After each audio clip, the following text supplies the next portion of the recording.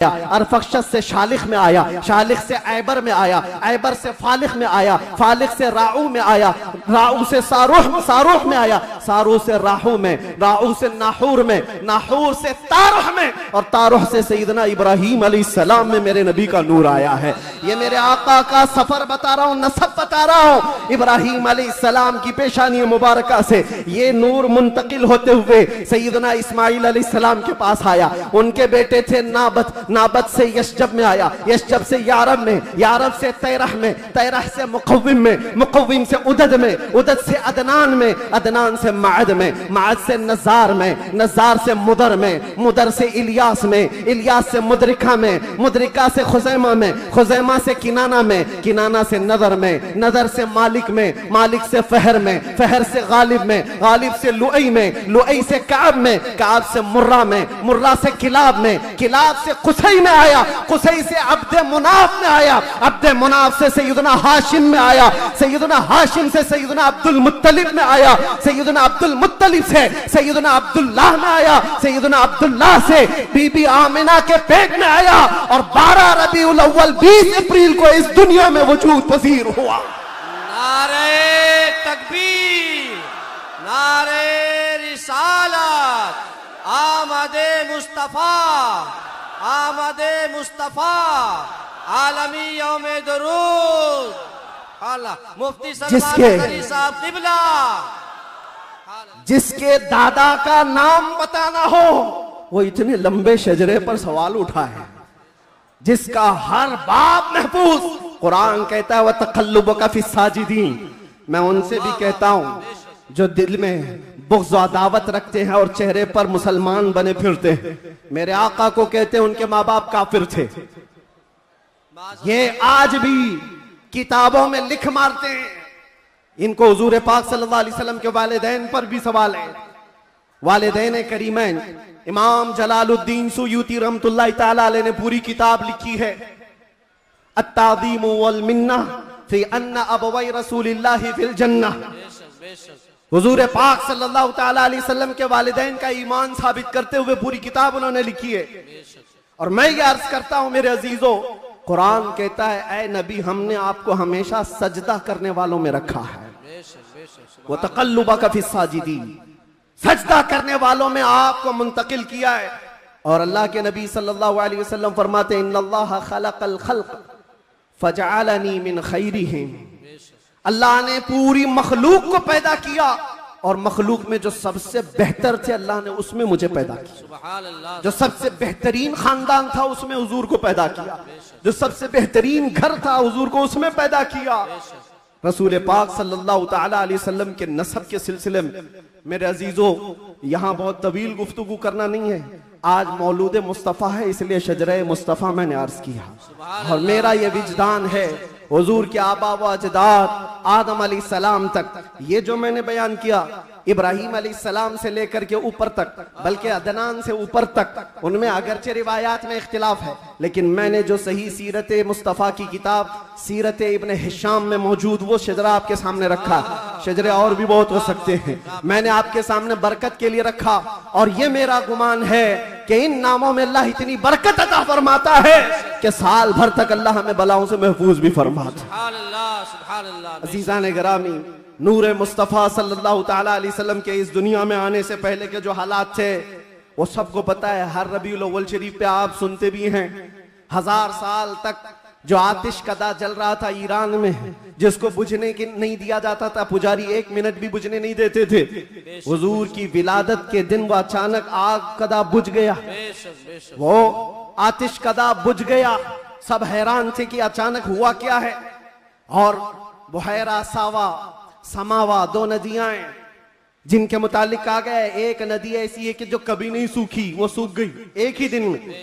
एक नदी ऐसी कि जो कभी पानी उसमें आया ही नहीं था, सूखी रहती, वो अचानक भर गई।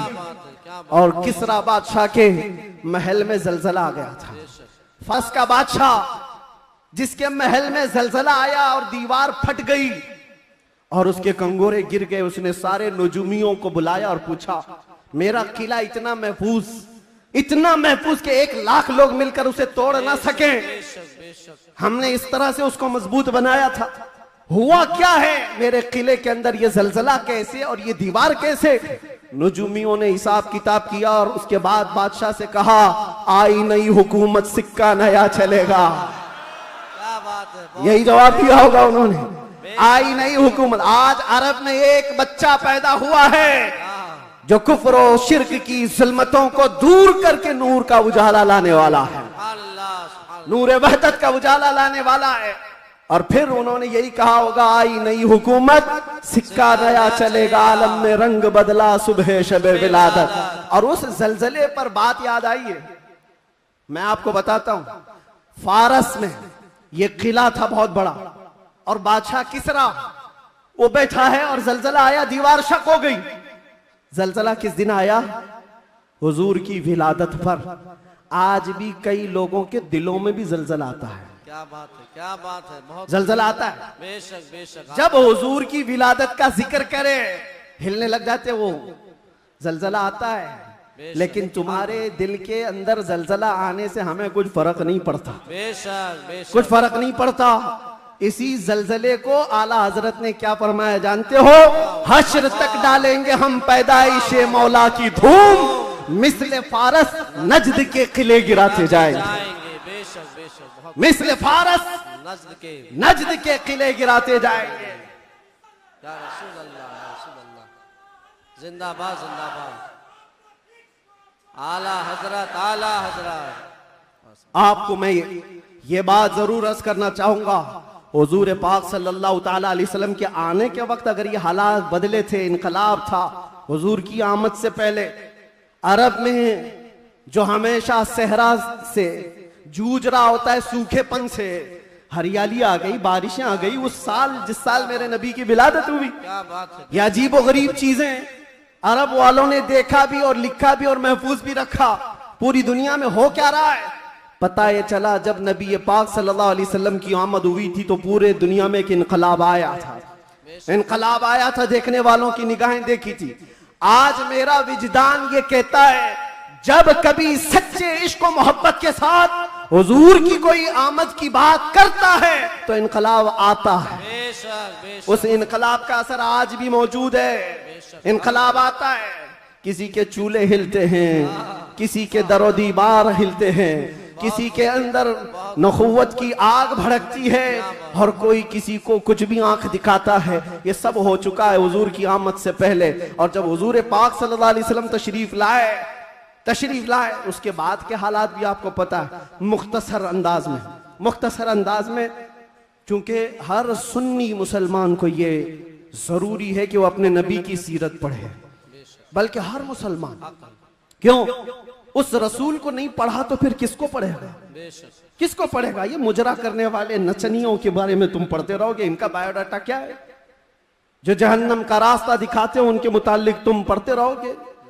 नहीं, तुम्हारा शौक, तुम्हारी जुस्तजू ये हो कि मेरे मुस्तफ़ा करीम सल्लल्लाहु अलैहि वसल्लम की हर अदा को मैं पढ़ लूं, हुजूर की जिंदगी पाक को पढ़ लूं। अल्लाह के नबी सल्लल्लाहु ताला अलैहि वसल्लम तशरीफ लाए, हालात जमाना बहुत अलग थे और रिवायतें तो ये बताती हैं पूरे मक्का में उस साल सिर्फ और सिर्फ जितने घरों में बच्चे हुए सब लड़के ही पैदा हुए थे। सब पैदा हुए जो थे वो लड़के थे। नबी पाक सल्लल्लाहु अलैहि वसल्लम की विलादत होती है और आपके वालिद गिरामी हजरत अब्दुल्ला आपकी विलादत से 6 महीने पहले इंतकाल कर चुके हैं और बीबी आमिना की गोद में मेरे मुस्तफ़ा सल्लल्लाहु अलैहि वसल्लम तशरीफ लाए। और तशरीफ लाने का अंदाज भी बीबी आमिना कहती हैं, रजब के महीने में मुझे हमल ठहरा था और उसके बाद से मैंने अजीब व गरीब जो चीजें देखी हैं वो बयान से बाहर हैं। ना मुझे कभी हमल की तकलीफ हुई, ना पैर बोझल होते थे, ना सर में चक्कर आता था जैसे प्रेग्नेंट औरतों को होता है। जो हामिला औरतें होती हैं उनको तकलीफें होती हैं, बोझ उठाना होता है बच्चे का और उनके पांव बोझल होते हैं, कभी उनको खाने में मजा खत्म हो जाता है, कभी सर चकराने लगता है, अलग अलग चीजें हामिला औरतों के साथ होती हैं, मतली आती है, उल्टी आती है।